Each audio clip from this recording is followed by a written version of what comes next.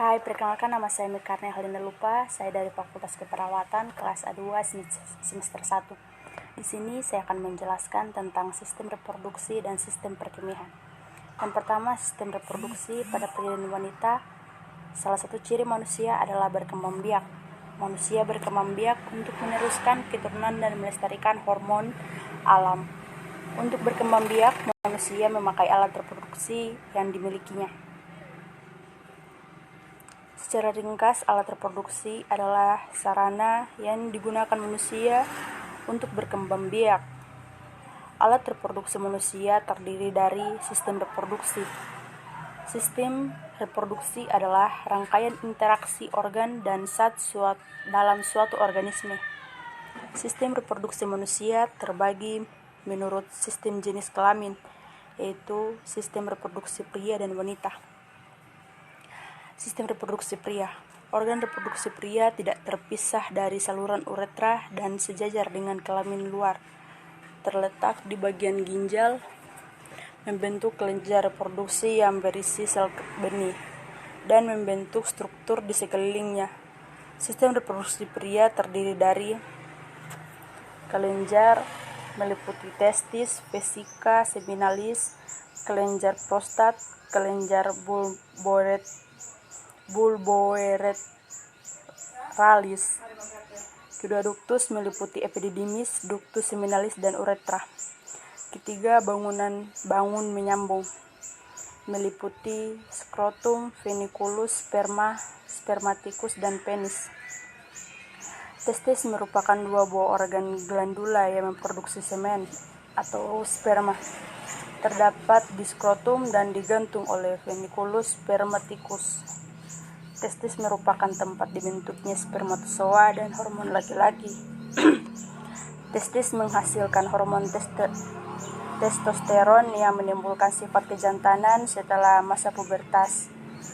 Vesika seminalis adalah dua ruangan. Vesika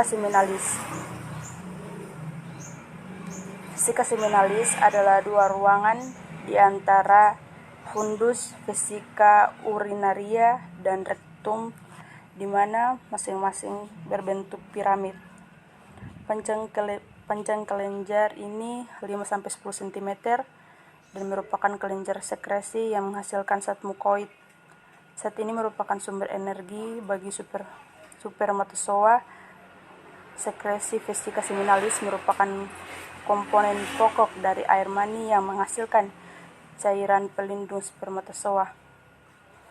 Kelenjar prostat atau glandula prostat. Prostat merupakan kelenjar yang berfungsi mengeluarkan cairan alkali yang encer seperti susu yang mengandung asam sitrat.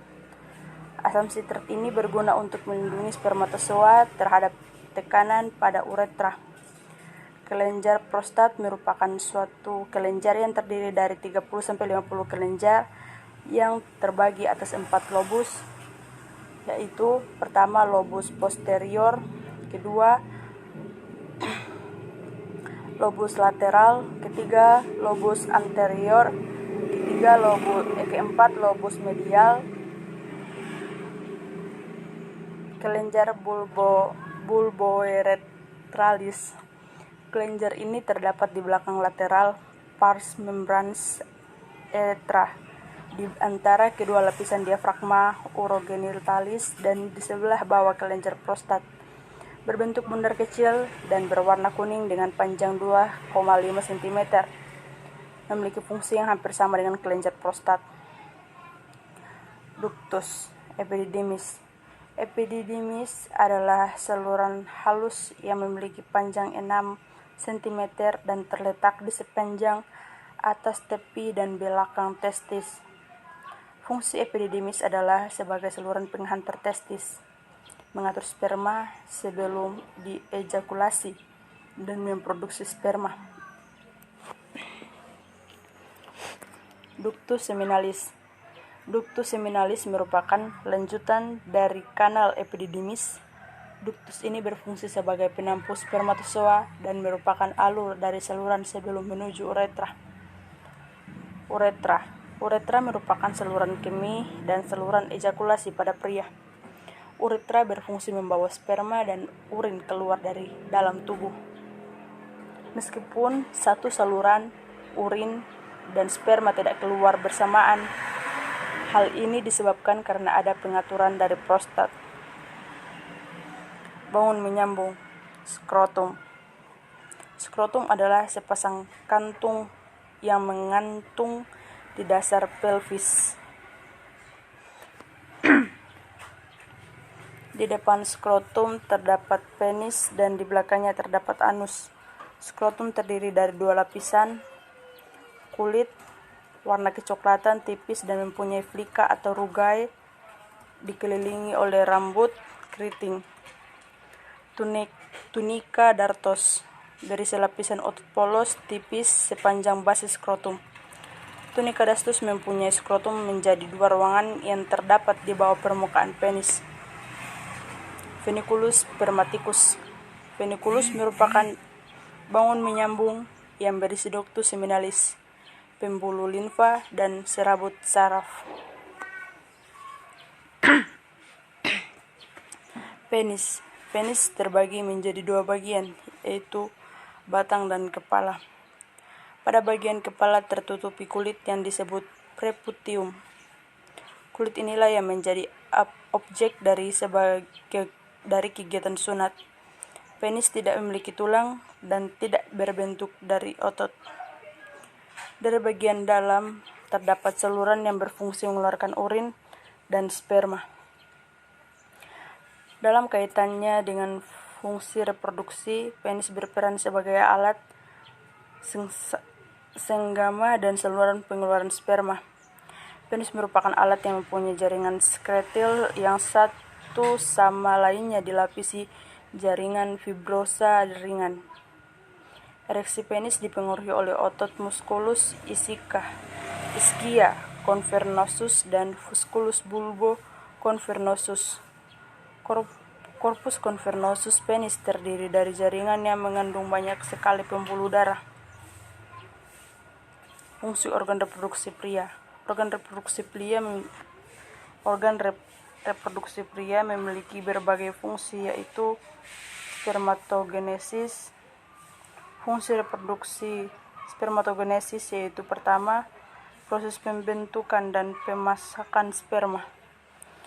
Kedua, testis mampu membentuk sperma kira-kira 120 juta setiap hari. Aktivitas seksual pria. Fungsi seksual normal adalah interaksi kompleks, meliputi baik pikiran, ingatan, dan emosi, dan tubuh. Terangsang adalah hasrat seks yang timbul. Semen merupakan cairan yang terakhir di ejakulasi. Sistem reproduksi wanita. Organ reproduksi wanita terdiri dari traktus genitalis yang terletak di dalam rongga panggul kecil dan terbagi atas alat kelamin luar dan alat kelamin dalam.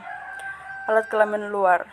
Alat kelamin bagian luar merupakan tempat bermulanya sistem urogenital yang dilingkari oleh labia mayora. Himen atau selaput darah adalah lapisan tipis yang menutupi sebagian liang senggama. Orifisium vagina adalah celah yang terdapat di bawah dan di belakang muara uretra. Alat kelamin dalam. Vagina. Vagina adalah penghubung antara alat kelamin dalam dan alat kelamin luar.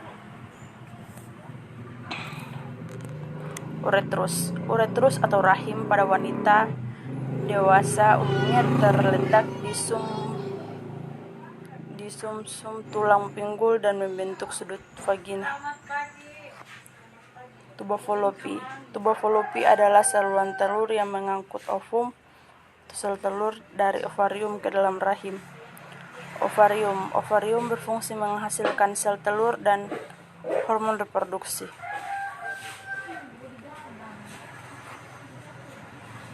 Fungsi organ reproduksi wanita. Pada wanita, hormon yang berperan dalam pendewasaan seksual primer dan sekunder adalah hormon estrogen. Ciri-ciri kelamin sekunder pada wanita adalah mulai tumbuhnya bagian khas seorang wanita seperti payudara yang membesar, pinggul, serta tumbuh rambut di sekitar kelamin dan ketiak. Hubungan ovarium dan gonadotropin hormon. Pertumbuhan dan perkembangan organ-organ kelamin wanita sewaktu pubertas dipengaruhi oleh hormon-hormon gonadotropin dan hormon-hormon gonadal. Ovum mengalami perubahan-perubahan ke arah pematangan. Efek hormon ovarium, hormon estrogen, efek umum sebagai perangsang sintesis DNA melalui RNA, pembentukan utusan RNA sehingga terjadi peningkatan sintesis protein. Efek khusus yaitu endometrium, cervix, vagina, ovarium, hormon progesteron. Efek umum membersihkan tubuh untuk menerima kehamilan. Efek khusus yaitu endometrium, cervix, myometrium, suhu basal badan. Sekresi hormon ovarium. Sesuai fungsi sekretorik pada ovarium akan mensekresikan hormon steroid yaitu hormon estrogen. Estrogen adalah hormon steroid dengan 10 atom C dan dibentuk dari 17 ketosteroid androstenedium. Hormon progesteron. Progesteron merupakan steroid dengan 21 atom C dan terutama dibentuk di dalam folikel dan plasenta. Proses pembuahan. Pembuahan adalah penyatuan antara sperma dan sel telur yang telah matang di tuba Fallopi hingga terbentuk zigot. Kehamilan dan laktasi. Kehamilan adalah suatu keadaan di mana pada diri seorang wanita terdapat janin yang sedang berkembang.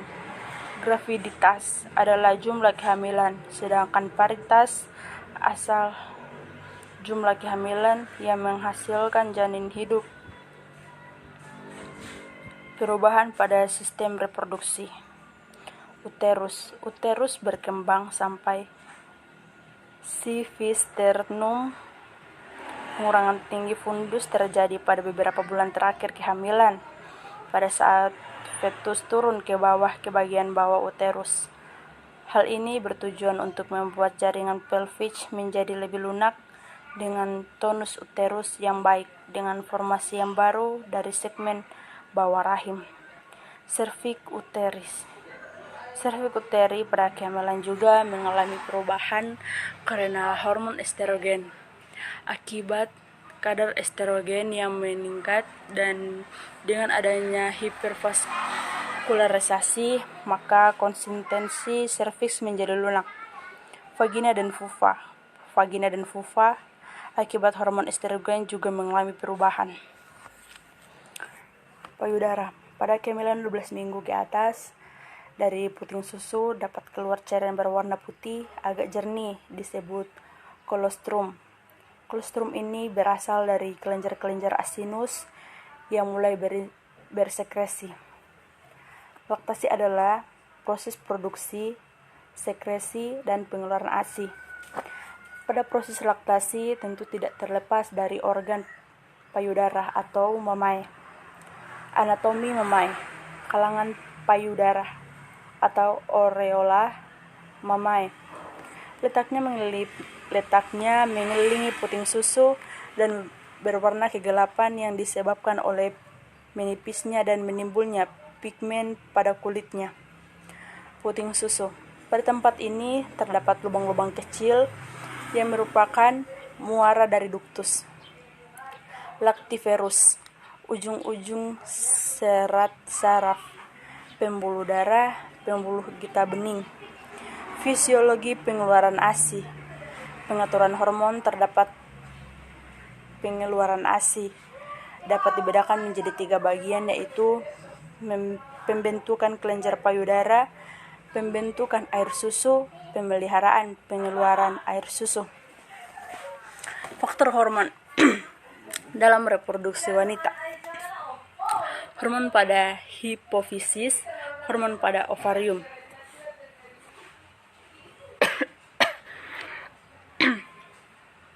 Sistem perkemihan.